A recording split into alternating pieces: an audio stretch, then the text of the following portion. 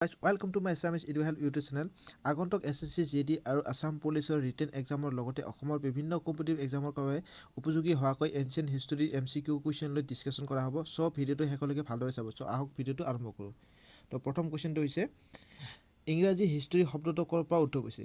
ইয়াৰে অপশ্যনটো ৰাইট হ'ব হিষ্টৰিয়া। হিষ্টৰিয়াৰ পৰা ইংৰাজী হিষ্টৰী শব্দটো উদ্ভৱ হৈছে। আহিছোঁ 2 নম্বৰ কুৱেশ্যনলৈ। ইতিহাসৰ পিতৃপুৰুষ কোন? ইয়াৰে অপশ্যন কটো শুদ্ধ উত্তৰ হ'ব হিৰোডোটাছ। হিৰোডোটাছক ইতিহাসৰ পিতৃপুৰুষ বুলি জনা যায়। আহিছোঁ নেক্সট কুৱেশ্যনলৈ। ইতিহাস কি শব্দ? ইয়াৰে অপশ্যন কেইটাৰ ভিতৰত খ অপশ্যনটো ৰাইট হ'ব সংস্কৃত শব্দ। ইতিহাস হৈছে সংস্কৃত শব্দ। আহিছোঁ 4 নম্বৰ কুৱেশ্যনলৈ। বৈদিক যুগত ৰজাক কি বুলি কোৱা হৈছিল? বৈদিক যুগত ৰজাক ৰাজন বুলি জনা গৈছিল। আহিছোঁ 5 নম্বৰ কুৱেশ্যনলৈ। হিন্দু নামটো ক'ৰ পৰা আহিছে? হিন্দু নামটো সিন্ধু নদীৰ পৰা আহিছে। আহিছোঁ 6 নম্বৰ কুৱেশ্যনলৈ। সংস্কৃত ভাষাত লিখা প্ৰথম ভাৰতৰ ইতিহাসখনৰ নাম কি? সংস্কৃত ভাষাত লিখা প্ৰথম ভাৰতৰ ইতিহাসখনৰ নাম হৈছে ৰাষ্ট্ৰংগনী। কলহনে লিখা ৰাষ্ট্ৰংগনীখন হৈছে ভাৰতৰ সংস্কৃত ভাষাত লিখা প্ৰথম ভাৰতৰ ইতিহাস। আহিছোঁ 7 নম্বৰ কুৱেশ্যনলৈ। 7 নম্বৰ কুৱেশ্যনত মগধৰ প্ৰাচীন ভাষা কি? মগধৰ প্ৰাচীন ভাষা হৈছে পালি ভাষা। আহিছোঁ 8 নম্বৰ কুৱেশ্যনলৈ।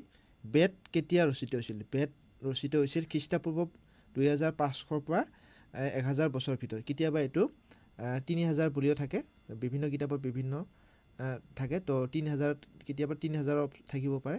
তো ইয়াৰে ক নাম্বাৰ অপশ্যনটো ৰাইট হ'ব। আহিছোঁ নেক্সট কুৱেশ্যনলৈ। 9 নম্বৰ কুৱেশ্যন হৈছে আলেকজেণ্ডাৰ কোন চনত ভাৰত আক্ৰমণ কৰিছিল? আলেকজেণ্ডাৰে খ্ৰীষ্টপূৰ্ব 357 খ্ৰীষ্টাব্দত আলেকজেণ্ডাৰে ভাৰত আক্ৰমণ কৰিছিল। আহিছোঁ 10 নম্বৰ কুৱেশ্যনলৈ। অৰ্থশাস্ত্ৰৰ লেখক কোন? অৰ্থশাস্ত্ৰৰ লেখক হৈছে কৌটিল্য। আহিছোঁ নেক্সট কুৱেশ্যনলৈ। কৌটিল্যৰ আন এটা নাম কি? কৌটিল্যৰ আন এটা নাম হৈছে চাণক্য। চাণক্য বা বিষ্ণুগুপ্ত বুলি জনা যায় কৌটিল্যৰ আন এটা নাম। আহিছোঁ নেক্সট কুৱেশ্যনলৈ অৰ্থাৎ 12 নম্বৰ কুৱেশ্যনলৈ। মেগাস্থেনিছে লিখা কিতাপখনৰ নাম কি? মেগাস্থেনিছে লিখা কিতাপখনৰ নাম হৈছে ইণ্ডিকা। আহিছোঁ নেক্সট কুৱেশ্যনলৈ।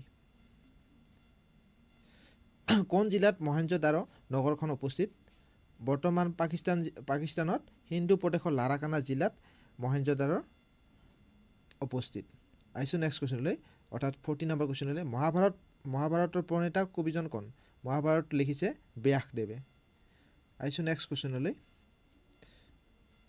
জৈন ধৰ্মৰ প্ৰৱৰ্তক কোন? জৈন ধৰ্মৰ প্ৰৱৰ্তক হৈছে ঋষভদেৱ। খ নাম্বাৰ অপশ্যনটো ৰাইট হ'ব।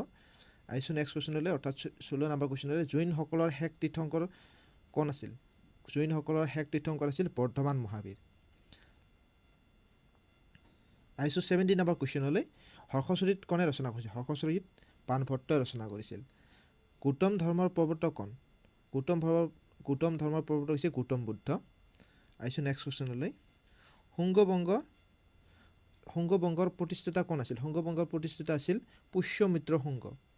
খ নাম্বাৰ অপশ্যনটো ৰাইট হ'ব পুষ্যমিত্ৰ শুংগ। আহিছোঁ 20 নম্বৰ কুৱেশ্যনলৈ। পল্লৱ শাসকসকলৰ ৰাজত্বকালৰ প্ৰধান ধৰ্ম কি আছিল? পল্লৱ শাসকসকলৰ ৰাজত্বকালৰ প্ৰধান ধৰ্ম আছিল ব্ৰাহ্মণ্য হিন্দু ধৰ্ম। আহিছোঁ নেক্সট কুৱেশ্যনলৈ। মালবিকা অগ্নিমিত্ৰমৰ ৰচক কোন আছিল? মালবিকা অগ্নিমিত্ৰমৰ ৰচক আছিল কালিদাস। আহিছোঁ 22 নম্বৰ কুৱেশ্যনলৈ। কোনখন যুদ্ধই অশোকক যুদ্ধ বিজেতাৰ পৰা ধৰ্ম বিজেতালৈ ৰূপান্তৰিত কৰিছিল? ইয়াৰে অপশ্যন কেইটাৰ ভিতৰত কলিংগ যুদ্ধ। খ অপশ্যনটো ৰাইট হ'ব। কলিংগ যুদ্ধই অশোকক যুদ্ধ বিজেতাৰ পৰা ধৰ্ম বিজেতালৈ ৰূপান্তৰিত কৰিছিল। আহিছোঁ 23 নম্বৰ কুৱেশ্যন। আৰ্যসকলে অৰ্থনীতিৰ প্ৰধান ব্যৱসায়সমূহ আদান প্ৰদান কৰা মূল্যৰ একক কি আছিল? অৰ্থাৎ বিনিময় মাধ্যম হিচাপে ব্যৱহাৰ কৰা উপাদান আছিল গৰু। আহিছোঁ 24 নম্বৰ কুৱেশ্যনলৈ। আৰ্যসকলৰ পৰিয়াল আছিল পিতৃপ্ৰধান। আহিছোঁ নেক্সট নম্বৰ কুৱেশ্যনলৈ। 25 নম্বৰ কুৱেশ্যনৰ হৈছে অশ্বমেধ হয় ঘোঁৰা যজ্ঞ। আহিছোঁ 26 নম্বৰ কুৱেশ্যনলৈ। বুদ্ধই তেওঁৰ প্ৰথম বাণী শিকোৱা ঠাইখনৰ নাম কি? বুদ্ধই তেওঁৰ প্ৰথম বাণী শিকোৱা ঠাইখনৰ নাম হৈছে সাৰনাথ। আহিছোঁ নেক্সট কুৱেশ্যনলৈ। আজি শেষৰ কুৱেশ্যনটোলৈ হৈছে জৈন ধৰ্ম প্ৰধানকৈ বিয়পা লোকসকল হ'ল বেপাৰী শ্ৰেণী।